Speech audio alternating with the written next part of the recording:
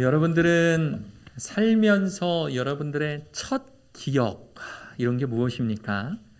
여러분들이 생각나는 가장 어렸을 적의 첫 번째 되는 그 기억. 제가 어떤 분과 교제하다 보니까 이분이 머릿속에 생각나는, 그러니까 자신이 살면서 가장 어렸을 때 생각나는 첫 기억은 아버지께서 아빠가 자전거 태워주던 그때였대요. 이 어린아이를 이렇게 안고 타는 게 아니라 뒤에 태우셨나 봅니다. 그러니까 이 아이가 아빠 자전거를 딱 탔는데 거기가 너무 높게 느껴지더래요. 그리고 떨어질 것 같아서 정말 그 어린 나이에 목숨 걸고 아빠 등을 이렇게 꽉 잡고 탔던, 그게 그분의 첫 기억이라고 하는 그런 분이 계세요. 또 저와 친하게 지냈던, 우리 예전에 저 어렸을 때 그 인천의 고향교회 그 어떤 친하게 지낸 형이 있었는데 그 형의 첫 기억도 참 기억이 나요. 그 형의 첫 기억은 입에서 시궁창 그 꾸정물을 꺼내던 게 그게 첫 기억이래요. 이게 뭐냐면 이제 삼촌이 업고 이렇게 안고 이렇게 다니다가, 왜 옛날에는 그 도시도 이렇게 개천이 있으면 복개하기 전에 막 거의 시궁창물이 막 흐르기도 하고 그랬잖아요. 홍수 나면 막 이렇게 꾸정물이 흘러가기도 했던 그런 실개천이 이제 집 바로 옆에 있었었는데, 삼촌이 자기를 이렇게 안고 가다가 그만 중심을 잃어서 이 아이가 떨어진 거예요. 이 어린아이가 3살 4살 되는 이 어린아이가 그대로 거꾸로 시궁창물에 처박혀 버린 겁니다. 그러니까 어른들이 급하게 뛰어가서 거꾸로 처박혀 있는 이 아이를 끄집어냈는데 이 아이 온통 그냥 입과 콧구멍에 시궁창, 이게 이 물들이 가득 찬 거죠. 그래서 자기 기억은 집에 엄마가 얼른 업고 들어와서 아이 입에다가 손가락 집어넣어가지고 다 개워내게 하고 콧구멍 입에 들어가 있는, 귀에 들어가 있는 시궁창물을 막 물로 씻어내던 게 자신의 첫 번째 기억이라고 하는 거예요. 첫 기억이 그런 거면 되게 좀 우울하지 않습니까? 어떠세요? 여러분들의 첫 기억은 뭡니까? 여러분들이 어렸을 때의 첫 기억. 저는요, 아주 거룩하게도요, 저의 첫 번째 기억은 교회였어요. 교회. 시골에 담양침례교회라는 곳이에요. 전라남도 담양군 월산면에 있는 아주 작은 그런 교회입니다. 그 교회를 저희 그 부모님께서 우리 동네 분들하고 함께 이렇게 지으셨어요. 저희 고모 할머니께서 만드신 교회라 가족들 모여서 함께 지으셨어요. 여러분들 블럭, 그러니까는 그때 당시 용어로는 부럭구라 그런가요? 이렇게 요따만한 벽돌인데 굵은 모래와 시멘트 섞어가지고 만든, 그래서 가운데 구멍 크게 큰 거 2개 있고 이따만한, 그래서 그걸 이렇게 벽을 이렇게 만들잖아요. 그런데 그 공사하는 사진이 저희 그 부모님 댁에 가면 아직도 그 사진이 있는데 단열 이런 거 없어요. 단열 이렇게 안에 뭐 스티로폼 놓고 이런 거 없어요. 그냥 블럭 쌓고 시멘트로 그냥 마감 처리해버리면 그게 그냥 벽인 거예요. 그러니까 얼마나 춥겠습니까? 겨울에는 얼마나 추울 것이며 여름에는 얼마나 덥겠어요. 그게 저의 인생의 첫 교회, 담양침례교회였습니다. 저희 첫 기억은요, 눈을 떴더니 앞에 저 또래와 또는 저보다 좀 나이가 많은 저희 누나 또래의 어린이들이 그 작은 교회에 빼곡히 있는, 그리고 앞에서 어떤 선생님께서 열심히 찬양하고 율동하면, 그러면 저희 누나도 그 앞에 앉아있는 다른 어떤 형들 누나들도 함께 앞에 있는 선생님 따라서 찬양하며 율동하는 모습이 제 인생의 첫 기억이에요. 참 거룩하지 않습니까? 바로 그게 저의 첫 기억입니다. 당시에는 교회가 제일 재밌었어요. 그때는 TV도 많은 집들에 있지 않았었고, 자, 이런 이야기하면 항상 장로님께서 어떻게 세대가 당신이랑 비슷하냐고 이야기하시는데, 저는 시골이잖아요. 저는 전기도 한참 늦게 들어온 아주 그냥 깡 시골이다 보니까 아마 그래서 도시에 사는 분들하고는 저보다 나이가 많으신 분들과 아마 좀 비슷하게 느껴지실 수 있을 거예요. 고무신 신고 다녔으니까요. 저 고무신 신고 뭐 전기도 한참 뒤에 들어왔었고, 마을에 버스 들어온 게 너무 신기하게 바라봤던 적도 있었으니까 그랬던 교회입니다. 그렇게 많은 친구들이, 많은 어린이들이 와서 그 안에서 하나님 찬양하고 예배했던 거, 동네에서 제일 재밌는 곳이 교회였으니까 그렇게 친구들과 형 누나들과 그렇게 어울리며 살았던 곳. 목사님들이 시골 교회라서 목사님들이 자주 이렇게 좀 바뀌셨는데 그 중에 어떤 목사님은 아이들이 저와 나이가 비슷한 그런 아이들이 있어요. 그러면 그 목사님 자제들과 함께 이제 동네에 이제 저수지 같은 곳이 있어요. 또는 개천, 그 실개천 같은데 흐르고 있으면 그곳에 들어가서 옷 홀딱 벗고, 이 전라도 말로는 사투리로는 이제 깨 홀딱 벗고 이제 들어가서 거기서 이제 물장구 치고 노는 그런 추억이 있는 곳. 그곳이 저의 고향 담양, 또 담양 침례교회입니다. 궁금했어요. 그 교회 어떻게 되어 있는지. 그 교회를 생각하면 항상 편안한, 아무 걱정 없는, 어깨에 무거운 짐 하나 없었던 어린 시절의 추억만 가득했던 그 교회. 정말 흥미로운 건 그 교회가 아직도 있더라고요. 그리고 그 모습 그대로 비슷하게 있더라고요. 네, 우리 여기 좀 누가 앉아 있으면 좋겠어요. 이것도 안 먹거든요. 네, 우리 PPT를. 네, 우리 종감이 형제님 바빠요 지금. 네, 계속 왔다 갔다. 네, PPT를 좀 옮겨지게 좀 찍어 주셔야 돼요. 네, 됐습니다. 네, 됐습니다. 다시 가셔도 돼요 이제. 네. 아마 지금 이게 유튜브로 방송이 되잖아요. 그러니까는 이 카메라 구도 맞추느라고 지금 아마 제 뒤에 왔다 갔다 했던 것 같아요. 저곳이 제가 어린 시절 추억을 가졌던 바로 그 담양 침례교회. 지금은요 성광 침례교회라는 것으로 이름이 바뀌었어요. 담양이라서요 지금 보이는 저 나무들은 다 대나무들입니다. 온통 대나무들이에요. 온통 대나무가 울창했던 그런 곳이 바로 저 담양이에요. 지금 그 브로크 벽돌로 지었던 그 교회는 이미 허물어졌고요. 지금 보이는 저 건물은 이제 스티로폼 판넬로 약간 10여 년 전에 당시 목사님으로 계셨던 분의 사모님께서 퇴직금 받아서 지으신 건물이에요. 그런데 참 건물을 허물고 전혀 엉뚱하게 지어버리면 좀 서운할 텐데, 속상할 텐데 건물을 이렇게 보고 있으면 옛날에 제가 다녔던 그 교회를 그대로 지어놨어요. 그러니까 완전히 설계를 다르게 한 게 아니라 그 설계 그대로 대신에 좀 단열만 좀 신경 써서 스티로폼 판넬로 저렇게 예쁘게 집을 짓고 저 뒤에 보이는 승합차 뒤에 보이는 곳이 약 20평 정도 되는 우리 목사님의 사택 같아요. 작은 사택이 있는 바로 저 교회가 저의 첫 번째 기억이 나는 바로 그 교회입니다. 평안한, 생각만 해도 평안한, 아무런 무거운 짐진 것 같지 않은 그 평안함이 느껴지는 교회. 그래서 좀 어렵고 좀 힘들 때, 또 사역의 권태가 찾아왔을 때 저 교회를 생각하면 그 어린 시절의 추억이 떠올라서 한 번 정도는 가보고 싶은 그런 마음의 본향과 같은 교회입니다. 어제 저 사진을 이렇게 찾아서 아마도 담임 목사님께서 당신 교회에 이렇게 첫눈 오는 날이라고 찍어서 올린 사진 같아요. 찾아보니까 있더라고요. 그래서 저 사진을 보면서 옛날의 추억들이 많이 새록새록 솟아났어요. 어린 시절에 정말 초등학교 들어가기 전까지 살았던 그 동네에, 인천으로 이사 오기 전까지 그 동네입니다. 그 동네에 저렇게 있는 저 완전 시골 마을에, 깡 시골 마을에 저렇게 저의 아름다운 어린 유년 시절의 추억을 간직한 교회가 있다는 거 너무 감사했어요. 그리고 너무 고마웠어요. 분명히 어렵고 힘들었었을 텐데 저 지역이 우상숭배도 굉장히 심하고 또 동네 분들의 텃세도 있어서 뭔가 외지에서 와서 교회를 한다라는 거 이런 게 쉽지가 않았을 텐데 그럼에도 불구하고 저렇게 교회의 모습을 유지하고 또 40여 년이 지난 지금까지 거의 50년이 된 지금까지도 저렇게 이쁜 모습 건강한 교회로 남아 있어줬다라는 것이 너무 감사하고 너무 고마웠습니다. 또 한편으로는 생각해 봤어요. 우리 교육센터에 오는 저 아이들 중에는요, 우리 교회가 첫 번째 교회인 아이들이 많습니다. 지금 저 사진은 바로 어제 찍은 사진이에요. 바로 어제 토요가족 기도회 때 나왔던 12명의 우리 어린이들입니다. 원래는 앞줄에만 왔는데 어제 너무 많이 와가지고 윗줄까지 이제 올렸어요. 4학년 이상은 올려서 저 아이들 머리 위에 하나하나 손 얹고 축복해 줬습니다.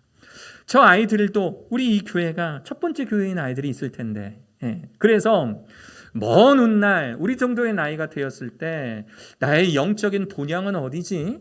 나의 첫 번째 교회는 어디지? 내가 기억하는 교회의 이미지는 무엇이? 라고 했을 때 우리 글로벌 비전 채플이 이 아이들의 영적인 본향이요, 또한 교회로서의 추억을 갖추고 있는 그런 교회가 될 것이라는 게 분명하더라고요.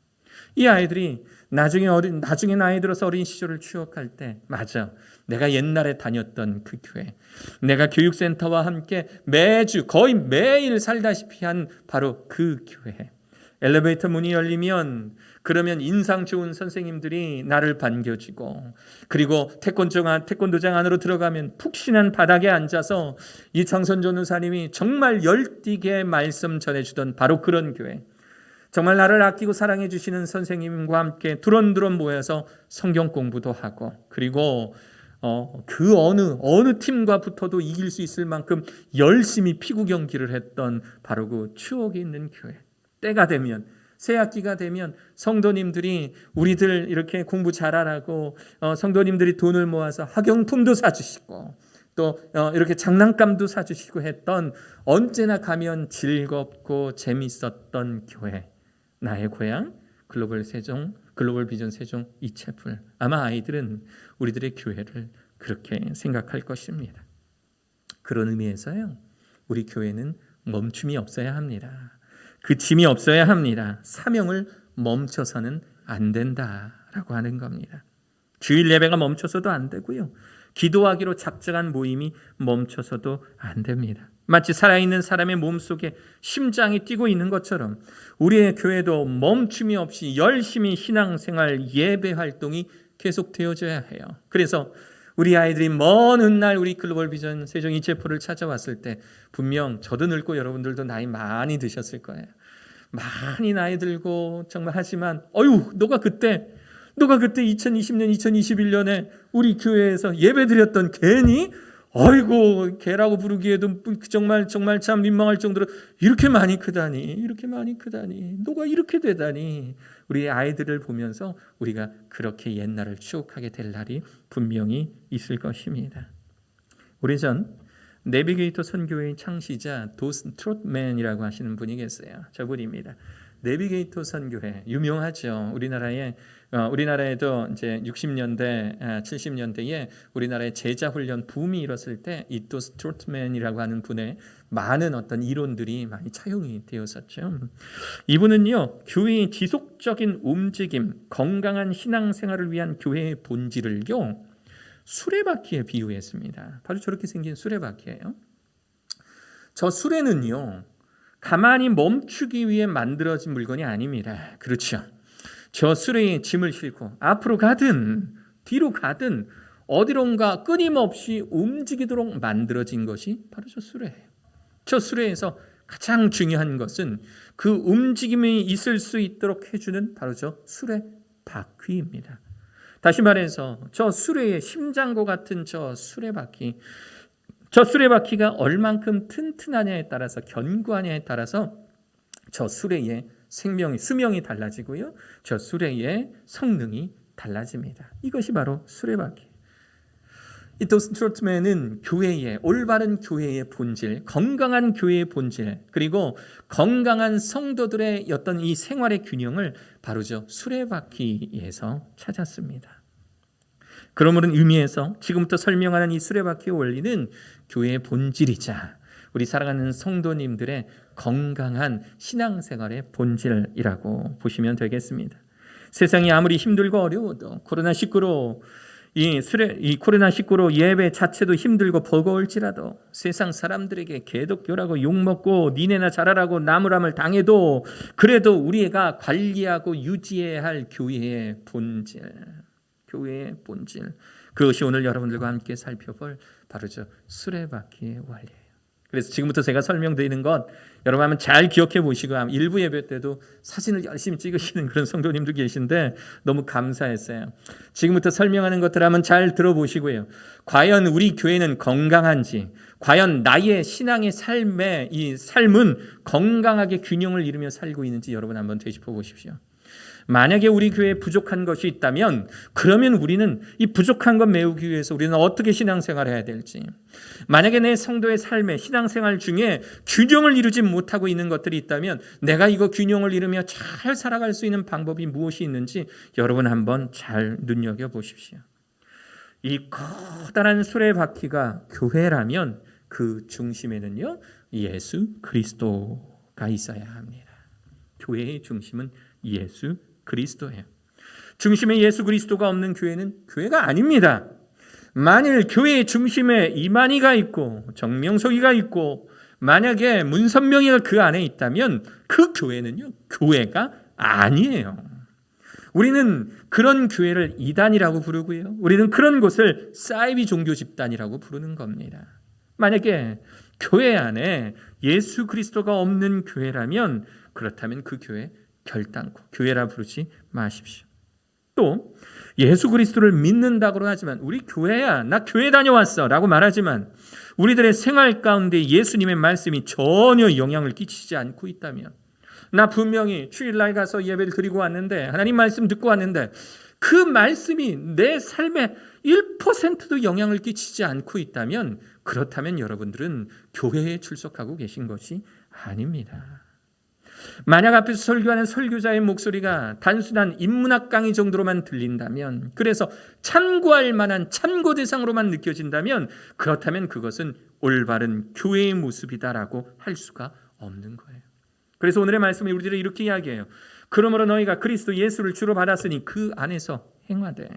예수 그리스도가 우리의 주인이에요.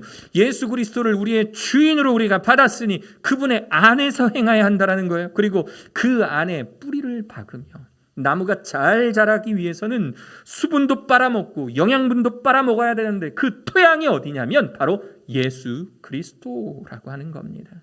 그래서 우리 교회는요, 우리의 중심 되신 예수 그리스도께 초점 맞춰줄 수 있는 교회 되어야 돼요. 어떤 사람이나 어떤 철학이 아니라 예수 그리스도라는 그분 한 분에게 초점 맞춰줄 수 있는 그런 교회 되기를 주 예수 그리스도의 이름으로 축원합니다. 여러분들 안에 이 예수님 계십니까? 어떠세요? 여러분들의 삶 속에 이 예수님 계십니까? 이 예수님이 여러분들의 삶 속에 들어가셔서 여러분들의 삶을 움직이고 계십니까? 특히 삶이 힘들고 꼬이고 되는 일 하나도 없다라고 느껴지시는 분들, 예수님께 여러분의 중심되는 자리를 내어드리고 있는지 점검해 보십시오. 교회의 본질, 신앙생활의 본질은 바로 여기서 출발하는 겁니다. 두 번째 중요한 원리가 있어요. 이제 중심이 예수 그리스도라면 맨 끝을 이루고 있는 바로 그 테두리가 중요해요. 맨 끝을 이루고 있는 바로 그 테두리를요, 그리스도인의 순종하는 생활이라고 이야기를 해요. 그리스도인의 순종하는 생활. 그리스도인은요, 이 땅에서 하나님의 도구로 사용되어지기 위해 태어났습니다. 우리가 이 땅에 존재하는 이유는 우리가 잘 먹고 잘 사는 게 우리들의 인생의 목적이 아니에요. 여러분들 분명히 알고 계셔야 될 거, 어제도 여기 12명의 아이들이 이렇게 나와서 무릎 꿇었어요. 그리고 이 아이들의 머리마다 손을 얹고 기도하는데, 저는 아이들을 위해서 기도할 때 하나님 이 아이들 잘 먹고 잘 살게 해주세요라고 절대 기도하지 않아요. 그렇게 기도하기를 원하신다면 아마 저한테 축복 기도 받으시면 안 될 거예요. 아이들 위해 기도할 때 주님, 이 아이들이 열심히 공부하고 정말 돈도 많이 벌어서 잘 먹고 잘 사는 게 아니라 돈도 잘 벌어서 사람들이 부러워할 만한 그런 높은 자리에 올라가서 하나님의 신실한 도구로 살게 하여 주옵소서. 이게 제가 아이들을 향한 기도예요. 이 아이들의 삶의 중심에 예수 그리스도가 자리 잡게 하여 주시고, 이 아이들이 하나님의 훌륭한 하나님의 도구가 되어서 하나님 나라의 훌륭한 일꾼으로 사용되어지게 하여 주시옵소서. 순종하는 삶 사는 자들 되게 하여 주옵소서. 순종이라는 것은 내 생각을 하나님의 생각에 굴복시키는 것을 의미합니다. 가장 좋은 예가 예수님이세요. 겟세마네 동산에서 올라 이제 잡히시기 전날 밤, 이제 고난 받으시기 전에 예수님께서 하나님과 대면하여 겟세마네 동산에서 기도했던 바로 그 모습, 완벽한 인간 예수님이셨기 때문에 예수님도 십자가에서의 그 고난 피하고 싶으셨을 거예요. 자신이 십자가에 못 박히는 바로 그 순간을 처음부터 원하시지는 않으셨던 것 같아요. 한번 보세요. 조금 나아가서 얼굴을 땅에 대시고 엎드려 기도하여 이르시되, 내 아버지여, 만일 할 만하시거든 할 수 있으면 이 잔을 내게서 지나가게 하옵소서.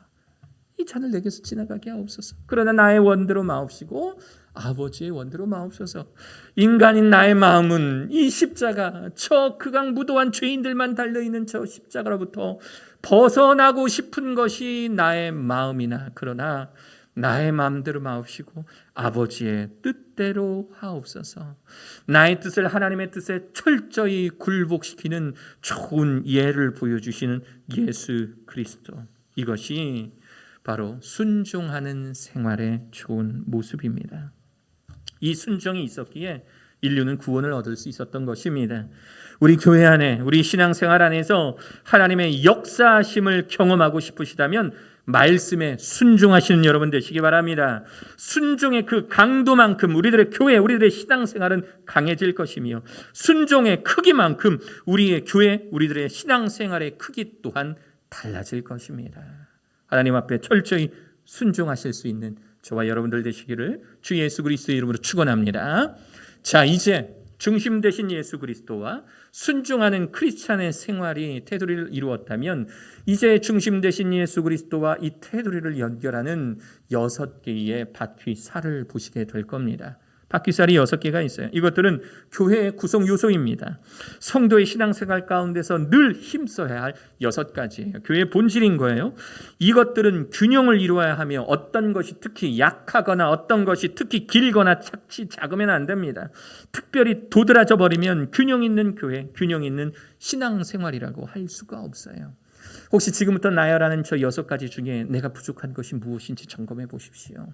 우리 교회가 부족하다고 느껴지는 것이 무엇인지 한번 점검해 보세요. 첫 번째, 바로 하나님의 말씀입니다. 골로새 3장 16절에는 그리스도의 말씀이 너희 속에 풍성히 거하여 모든 지혜로 피차 가르치며 권면하고 시와 찬송과 신령한 노래를 부르며 감사하는 마음으로 하나님을 찬양하라.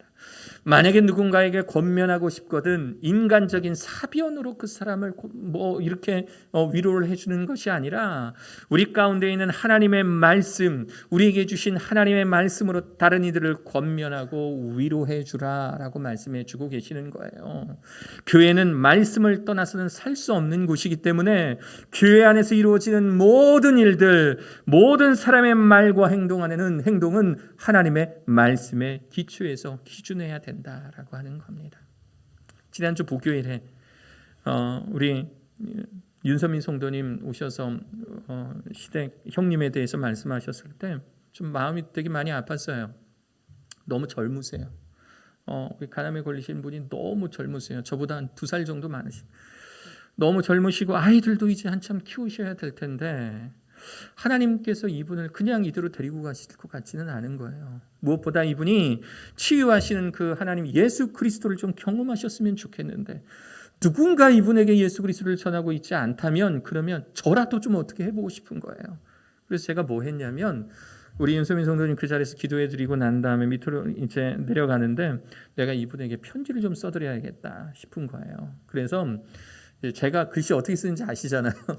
이렇게 또박또박 이렇게 썼어요. 노란색 종이 2장을 꺼내서 앞장에다가는 이제 격려하고 위로의 말을 이렇게 주고 우리가 기도하겠다라는 말씀을 쓰고요. 뒷장에다가는요, 이분을 위해서 기도할 때 생각났던 하나님의 말씀, 한 3개 정도 적어드리고 싶은데 이분을 위해 기도할 때 하나님 이분에게 어떤 말씀 전해줄까요? 라고 기도하며 하나님께서 주신 말씀 3구절이 있어요. 그래서 이 말씀 3개를 조금 더 큼지막한 글씨로, 그러니까 사진을 찍어서 핸드폰으로 볼 수 있거나 아니면 병실 벽에 붙여서 날마다 좀 보실 수 있도록 큼지막한 글씨로 정자로 이렇게 써서 그분에게 편지를 드렸어요. 또 혹시라도 또 금방 필요하실 것 같아서 사진으로 먼저 찍어서 윤선민 성도님께 먼저 드리고, 그리고 편지는 고이 접어서 혹시 우리 이분께서 이 편지를 좀 보실 수 있으면 좋겠다라는 생각으로 그렇게 보내드렸어요. 인간적인 생각과 인간적인 사변을 통한 위로보다 하나님의 말씀을 통한 위로와 권면이 훨씬 더 파워풀하고 훨씬 더 우리 안에 역사하는 줄로 믿습니다. 할렐루야. 그래서 우리 안에 말씀이 살아있고요, 말씀에 입각해서 결심하고 기도하며 하나님을 믿고 의지하며 나아갈 때 그 말씀은 살아서 운동력이 있기 때문에 우리들 가운데에 하나님의 역사를 이루어내는 줄로 믿습니다. 할렐루야. 아마 여러분들 각 개인마다 가정마다 제가 우리 올해 초에 적어드린 말씀이 있어요. 그 말씀이요, 대충 그냥 아무렇게나 생각나서 드린 말씀 아니에요. 여러분들의 가정 생각하면서 여러분들의 가장과 또 여러분들의 가족 구성원들을 생각하면서 하나님, 제가 이분들을 위해서 어떤 말씀 드릴까요? 어떤 말씀으로 이분들을 축복할까요? 개인의 말씀들은 개인이 뽑으셨지만 가정에 주는 말씀은 제가 드리고 싶은 거예요. 그래서 그 말씀대로 하나님 주신 허락하신 말씀대로 제가 써보니까 이 글 자체가 이게 또 영 그래요. 또 거의 대가 안에서 영구히 남을 액자가 될 것 같은데, 그래서 어쩔 수 없이 그거는 컴퓨터의 힘을 빌려서 드렸지만 제 마음을 담아서 하나님의 말씀을 여러분들께 드린 것입니다. 말씀이 살아서 여러분들 안에 움직일 수 있도록 노력하실 수 있는 여러분 되시기를 주 예수 그리스도의 이름으로 축원합니다. 할렐루야. 아멘. 할렐루야. 유튜브에 올라와 있는 새벽의 말씀을 묵상하십시오. 만약에 새벽 예배 못 나오시겠거든. 매일 큐티 생활을 하시고요. 다른 이들과 함께 꼭 나누십시오. 매일 교회의 성경 공부반에 들어오셔서 말씀을 전문적으로 배우십시오. 그래야 여러분들 말씀으로 더욱 강력해지실 수가 있습니다. 자, 첫 번째 바퀴살이 말씀이라면 두 번째 바퀴살은 바로 기도라는 것입니다. 말씀이 파워, 즉 우리 안에 에너지원이라면 바로 이 기도는 숨을 쉬는 호흡과도 같습니다. 우리 안에 말씀이 들어왔으면 그 말씀이 우리들 가운데서 제대로 된 방향을 맞추고 제대로 된 곳을 향하여 하나님 바라보시는 곳을 위하여 열심히 뛰어갈 수 있도록 하나님과 대화하는 것, 이것이 바로 기도다라고 하는 겁니다. 세계 2차 대전의 독일의 전차 부대예요. 2차 대전이 처음에 터졌을 때 그 어느 나라의 군대도 또 저 독일의 전차 부대를 이길 수가 없습니다. 그래서 지금도 조직력이 잘 갖춰진 어떤 이 좀 능력 있는 어떤 집단을 보면 독일의 전차 부대 같다라고 표현하는 이유가 바로 그거예요. 왜 저 독일이 전차 부대가 강할까요? 이 전차 부대가 그 증언을 보면 이 수백 대의 전차가 다가오는데, 그런데 보통은 앞에 있는 전차가 멈추면 뒤에 있는 전차들이 마치 도미노처럼 착착착착 이렇게 멈추게 되잖아요. 그런데 독일의 전차 부대는 다르대요. 독일의 전차 부대는 오하이오를 깨뜨리지 않고 앞으로 돌격하면 이 전차들이 동시에 앞으로 간다라는 거예요. 그리고 멈추하면 동시에 이 전차들이 멈추더라는 거예요. 그리고 이제 전차들도 이제 전술이라는 게 있잖아요. 뭐 예를 들어 적이 앞에 있으면 넓게 퍼져서 포위해야 될 때가 되면, 그러면 마치 왼쪽과 오른쪽이 수천 번, 수만 번 연습한 것처럼 그 거리와 그 각도가 흐트러지지 않고 정확한 타이밍에 정확한 시간에 정확한 장소로 이 대응이 만들어지더라는 거예요. 이것이 연합군들, 저 독일군과 싸웠던 연합군들의 증언입니다. 어떻게 저 독일군의 전차 부대가 저렇게 막강한 조직력을 갖추게 되었을까요? 그래서 저 막강한 조직력으로 치르는 전쟁마다 승리하게 됐을까요? 나중에 훗날 전쟁 분석가들이요 알아냈어요. 독일의 전차 부대들이 강한 이유를. 그 원인이 뭐냐면요, 무전기예요. 무전기. 그 이전까지 연합군은 어떻게 서로 신호를 했는지 아세요? 그 위험한 총탄이 빗발치고 포탄이 막 쏟아지고 있는 그 전쟁터에서 탱크 위에 올라와서 빨간 깃발 두께 들고 전진 앞으로 후진 옆으로 이걸 하고 있었던 거예요. 그러니 전쟁이 터져서 막 포탄이 쏟아지고 총알이 날라오는데 그 위에 올라가서 언제 이걸 하고 있냐고요. 더 심각한 것은요, 이게 2차 대전이잖아요. 1차 대전 때는 비둘기 날렸답니다. 비둘기 날려서요, 비둘기로 신호를 했대요. 몇 날 며칠 몇 시에 어디로 가자고. 그러면 그 신호가 얼마나 정확할 수가 있겠습니까? 그게 얼만큼 능동적으로 또 기동력을 가지고 움직일 수가 있겠습니까? 독일의 전차들이 저 독일 전차 안에 무전 시설을 갖춰놓고 서로 무전을 하는 거예요. 여러분들 보시는 사진의 왼쪽에 있는 분이 이제 지휘관이에요. 이름은 제가 모르겠는데 저 지휘관이 무전을 하면, 그러면 탱크들이 동시에 앞으로 동시에 뒤로, 그리고 열심히 훈련했던 그 전술 그대로 몇 킬로미터의 속력으로 시속 몇 킬로로 어디까지 전진하라 하면 정말 한 치의 오차도 없이 정확한 타이밍에 동시에 움직였던 저런 전차 부대를 어떻게 이깁니까? 저는 이 전쟁 분석가들의 2차 대전 저 분석을 보면서 마치 우리들의 전쟁터와 같은 영적 생활을 생각해 봤어요. 포탄이 쏟아지는 전쟁터와 같은 우리들의 이 영적 전쟁터에서 우리가 하나님의 능력으로 이 세상의 영적 전쟁터에서 승리하려면요, 그러면 지휘관 대신 그 하나님과 온전한 통신 상태를 이루고 있어야 돼요.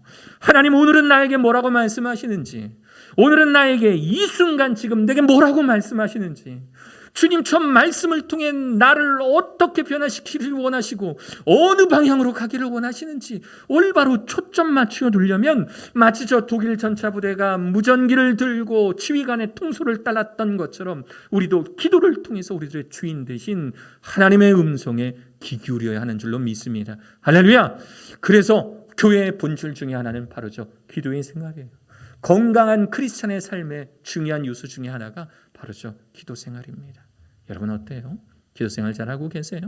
혹시 아침에 일어나면 여러분들이 생각한 방향대로 열심히 나아가지 않습니까? 하나님 찾지 못하고 하나님 어디 바라보고 계신지 알지도 못한 채 이대로 살아가면 되겠지 뭐 하는 자만감으로 혹시 여러분들 그렇게 살아가고 있진 않으세요? 기도가 여러분들의 호흡되기를 간절히 축원합니다. 세 번째는요, 예배라고 하는 것입니다. 예배에 대해서 어떻게 정의하나가 매우 중요해요. 저는 어렸을 때부터 제 교회 안에서 찬양 인도하면서 우리 그 예배에 대해서 많이 배우고 익혔는데요. 그 중에 가장 좋은 예배의 정의, 또 침례교스러운 예배의 정의가 뭐냐면 예배는 하나님과 함께하는 교제다라고 하는 말이 너무 좋은 것 같아요. 맞아요. 우리가 하나님 만나면 하나님 반가워요. 하나님 너무 보고 싶었어요. 하나님 찬양하는 거예요. 하나님 찬양하는 거예요. 그러면 하나님께서 우리 사랑하는 우리들에게 말씀을 통해 은혜 내려주세요. 그래 잘했다. 내가 너한테 하고 싶은 말이 있었어. 하나님께서 설교자의 입술을 통해서 예배하는 예배자들에게 하나님의 말씀 전해주시는 거예요. 그러면 그 말씀 듣고 우리는 또 결단하는 겁니다. 결단의 찬양을 하고 결단의 기도를 통해서 하나님께 초점 맞추는 거예요. 그리고 저 예배당에 나갈 때 또 하나님과 함께 손잡고 삶의 예배 속으로 들어가는 것, 저는 이것이 예배의 정의라고 봐요. 우리가 사랑하는 사람과 교제한다라고 한번 생각해 보십시오. 여러분들이 결혼 전으로 한번 시계를 돌려보세요. 결혼 전으로 물론 내가 이 사람을 그럼 안 만날 거예요. 물론 그러신 분들도 계실 걸로 알아요. 그런데 우리 즐거웠던 때로 한번 돌아가 보자고요. 즐거웠던 때로 돌아가 보면, 그러면 저도 그랬어요. 제 아내와 함께 교제를 한다. 그러면 잘 차려진 옷을 입고 예쁜 옷을 입고 어디서 그럼 만나면 좋을까? 좋은 장소를 물색하죠. 좋은 식당이나 레스토랑이나 카페를 찾아냅니다. 그리고 분위기 좋은 곳에 가서 분위기 좋은 음악을 들으며 교제하는 거예요. 최선을 다하는 거예요. 이 사람 마음에 들게 하기 위해서 최선을 다하는 겁니다. 최선을 다한 얘기를 하는 거예요. 어쩔 때는요 노래를 불러주기도 하고요. 어쩔 때는요 편지에 정말 끈적끈적한 시를 써서 주기도 합니다. 그게 교제예요. 그게 교제. 하나님과의 교제도요 이와 같습니다. 하나님과 교제할 때 예배드리기 위하여서요 교회에 나오실 때 가능한 한 깔끔하고 멋진 복장을 하고 오시고, 그러면 또 이 교회를 위해서 이 멋진 이 예배당을 또 준비하기 위해서 그 전날 모여 함께 청소하고 음향시설을 맞춰서 테스트하고 혹시라도 부족한 것이 없나 준비하고 하나님께 드릴 아름다운 찬양을 또한 잘 준비하고 또 하나님께서 우리에게 뭐라고 말씀하시는지 목사인 저는 하루 먼저 하나님과 교제하며 그 말씀 받아 여러분들에게 전하는 역할, 이것이 바로 예배, 하나님과의 교제다라고 하는 겁니다. 여러분들의 예배는 가장 최선을 다하시는 예배입니까? 어때요? 여러분들은 어떠세요? 여러분들 오늘 이 예배에 나오시기 위해서 여러분들의 최선 다하셨습니까? 어떠십니까? 여러분들이 옷을 고를 때 저거는 친구들 만날 때 입어야 될 좋은 옷이야. 교회니까, 동네 앞에 있는 교회니까 그냥 대충 입고 가야지. 혹시 그런 마음으로 오고 계시지는 않았는지요? 혹시 여러분들이 참여하는 예배는 정말 오랜 시간 동안 마음에 결심하며 기대하는 예배입니까? 아니면 마음 내킬 때만 오늘 좀 피곤한데 오늘은 온라인 예배, 혹시 이렇게 여러분들 예배를 결정하고 계시지는 않으신지요? 하나님은 여러분들이 예배를 얼마나 중요하게 여기는지, 하나님과 교제하는 일에 얼마나 많은 공을 들이고 계시는지 지켜보세요. 예배에 최선을 다하실 수 있는 여러분 되시길 바랍니다. 시간 없으니까 좀 빨리 진행해 볼게요. 네 번째가 섬김이라고 하는 겁니다. 다른 말로 희생이에요. 우리가 받은 사랑은 거저 받은 사랑이기 때문에요, 우리가 교회를 위해서 또 다른 이들을 위해서는 대가 없이 섬기고 희생해야 합니다. 현대의 교회가 세인들로부터 비판받는 이유가 뭡니까? 그 이전에는 어렵고 힘든 사람들 교회에 많았어요. 그러면 그 사람들을 위해서 헌신해주고 희생해주고 그 사람들을 도와주는 것이 교회의 본질이었어요. 그런데 어느 순간부터 교회가 건물 사이즈를 더 관심 갖게 되고 교회의 구성원들 물 관리 잘해야 돼. 교회에 어떤 성도가 나와야 되는지 물 관리 잘해야 되는 이상한 풍토 때문에 교회에 가난하고 어려운 사람들이 발붙이지 못하는 그런 교회가 되어버렸어요. 그러니 하나님께서는 세상 사람들을 통해서 빛과 소금의 역할을 못하는 교회를 질타하시죠. 분명히 하나님 말씀하셨잖아요. 소금이 맛을 잃으면 길가에 버려져 사람에게 밟힐 뿐이라고. 얼마나 교회가 밟힙니까? 저는 오히려 우리를 밟게 하여 주신 그 하나님께 오히려 더 감사해요. 교회가 조금도 욕먹고 조금도 교회가 괴롭고 힘들어지면 그러면 교회의 본래의 모습 좀 더 잘 찾아갈 수가 있습니다. 우리의 섬김의 모습은 어떠한가요? 여러분들의 섬김의 모습은 어떠한가요? 예전에 저희 누나가 아주 오래전 얘기죠. 전도사 때 저희 누나가 전화가 왔어요. 저희 누나 한 겨울이었는데 와서 좀 도와달라고. 뭐 어딘데? 그랬더니 어떤 장애인 선교기관인데 산속에 있는 장애인 선교기관인데 거기서 이제 장애인 무슨 뭐 축제를 하는데 와서 레크리에이션을 인도해 달라는 거예요. 또 아무리 또 이렇게 마이크 잡는 거 좋아한다고는 하지만 레크리에이션은 또 다른 분야거든요. 그래서 또 어떻게 또 이렇게 누나가 부탁하고 또 장애인들이기 때문에 그렇게 뭐 이렇게 뭐 어려운 레크리에이션 안 해도 돼요. 그래서 뭐 손머리 올려 뭐 이런 것만으로도 막 깔깔깔 웃고 하시는 분들이기 때문에 갔어요. 가서 한 2-3시간 동안 열심히 봉사하고 나오려고 하니까 원장님께서 젊은 여자 원장님이셨는데 나오셔서 봉투를 이렇게 딱 주시는 거예요. 그때 5만 원권이 나오기 전이었습니다. 예, 그런 거 있잖아요. 이렇게 딱 이렇게 봉투를 주었을 때 딱 만져보면 이게 얼마다. 저만 아나요? 저만 속물인가요? 딱 이렇게 만져보면 이게 얼마다 이게 딱 느껴지는 게 있잖아요. 10,000원짜리일 테니까 이게 무게와 두께와 이런 걸로 딱 만져봤는데 한 20만 원 정도 될 것 같은 거예요. 잠깐 속으로 생각했어요. 전도사에게 20만 원 꽤 큰 거예요.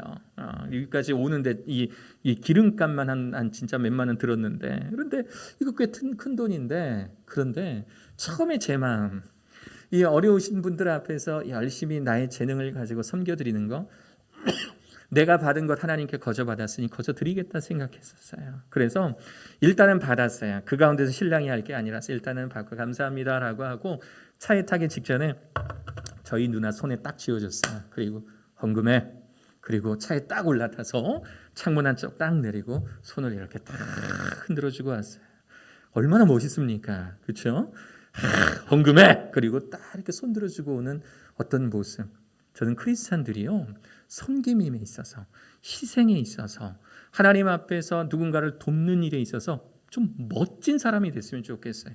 통 크게 좀 넓게 하나님 앞에서 또 사람들 앞에서 정말 멋진 섬김의 사람, 희생의 사람이 되기를 간절히 축원합니다.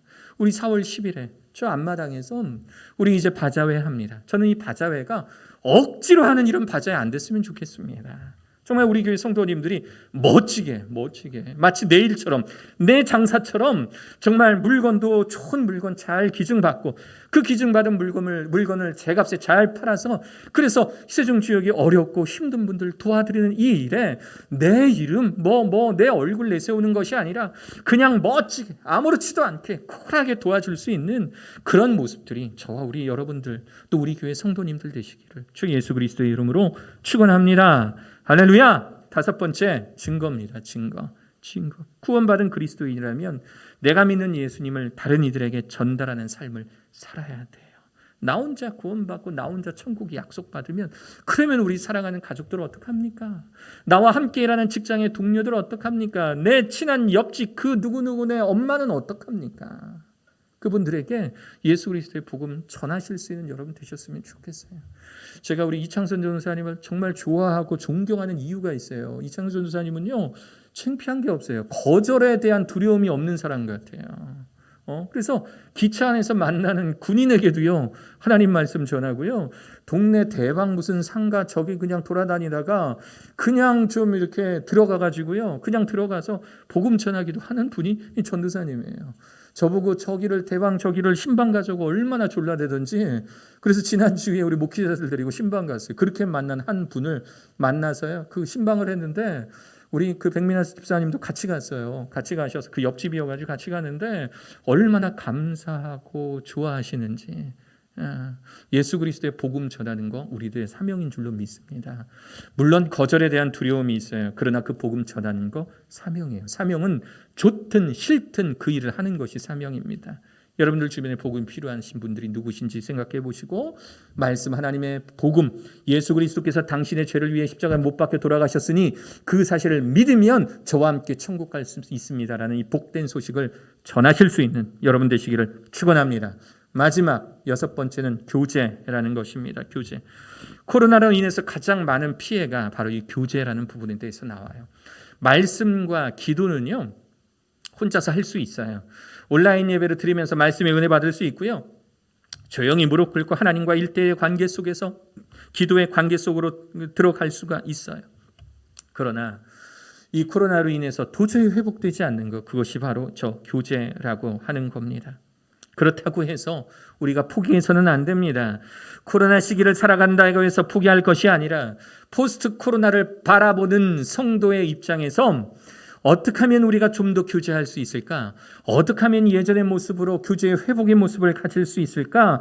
연구하고 궁리해 보셔야 합니다. 참 다행스럽게도 정부가 지난주에 사적 모임을 4명에서 5명에서 9명까지로 높여주었습니다. 다시 말해 8명까지는 합법적인 모임이 가능하다라는 거예요. 8명이면은요 내 쌍의 부부입니다. 내 가족이 모일 수가 있는 거예요. 내 가족이 모여서 함께 교제할 수 있는 이제 그런 이것도 감사하네요. 이제 내 가구가 모여서 함께 교제할 수 있는 그 길이 열린 셈입니다.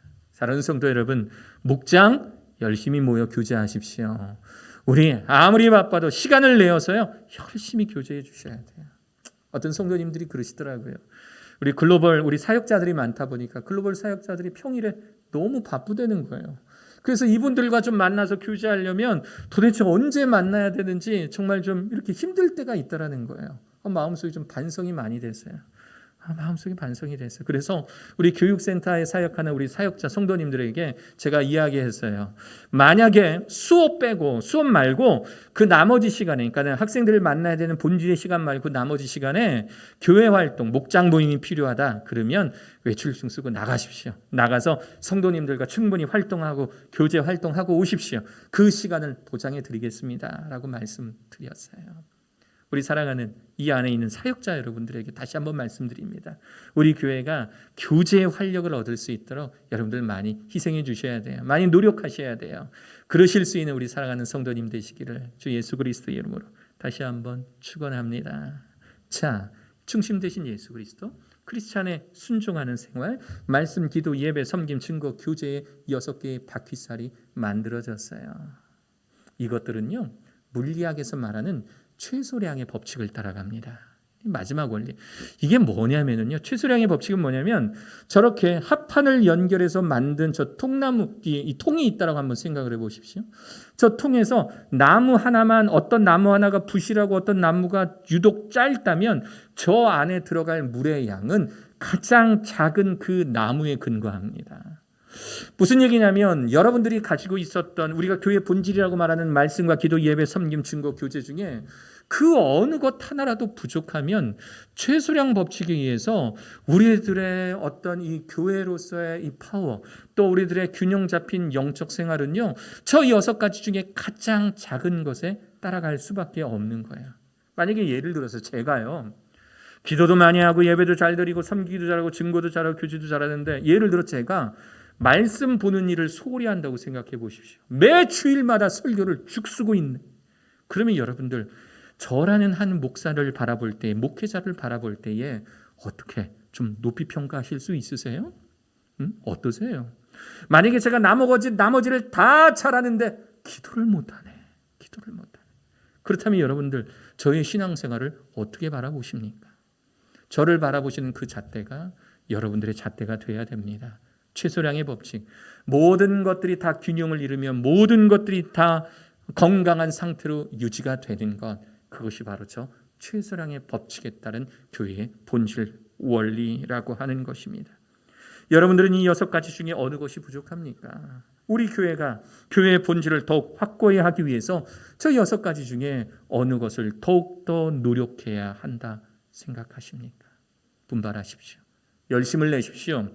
아무리 세상이 힘들고 어렵다 하더라도 우리 크리스찬들은 포스트 코로나를 바라보는 사람들입니다. 이 코로나로 인해서 망할 사람들이 아니라 코로나 다음 세상에 나타날, 코로나 이 다음에 나타날 그 세상 가운데서 하나님의 역사를 이루어낼 교회이기 때문에 우리 교회가 이 어려움 중에서도 굳건히 이겨낼 수 있고, 먼 훗날 우리 사랑하는 자녀들이 교회를 회상하며 찾아왔을 때도 열심히 이 땅 이곳에서 똑같이 동일하게 다음 세대 아이들을 가르쳐낼 수 있는 그런 아름다운 교회로 남아있을 수 있도록 여러분들 교회의 본질, 신앙생활의 본질을 잘 따라가실 수 있는 사랑하는 저와 여러분들 되시기를 간절히 축원합니다. 아멘. 할렐루야.